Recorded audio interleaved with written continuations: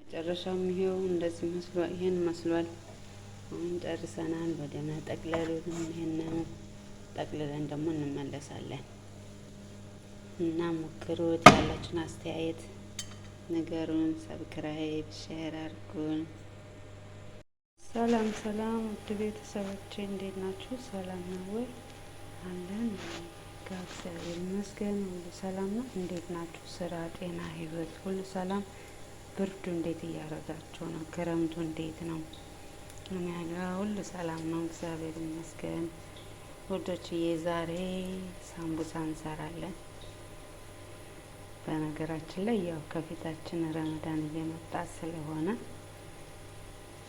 እና እዚህ ጋር የተቀቀለ ዶሮ አለኝ።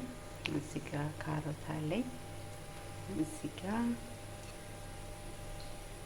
ጨው፣ ቁንዶ በርበሬ፣ እርድ፣ ከሙን፣ የቀረፋ ዱቄት።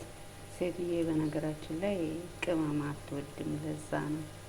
እና እዚህ ጋር ደግሞ ከብዘራና በቅዶንስ አለኝ። እዚህ ጋር ሽንኩርት እያበሰልኩኝ ነው። ሽንኩርት እየበሰለ ነው እና ያው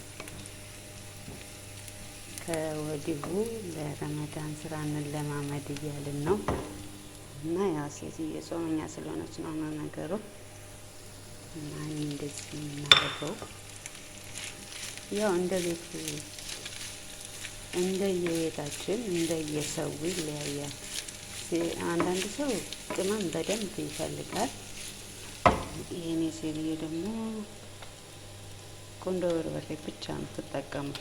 ቁንዶ በርበሬ ወይም እና ጨው ብቻ፣ ሌላ ነገር አትጨምርም ማለት ነው።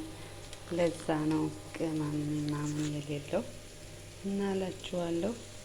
ስንጨርስ ደግሞ እንመለሳለን እና ይሄን ይመስላል የዛሬው ውሏችን።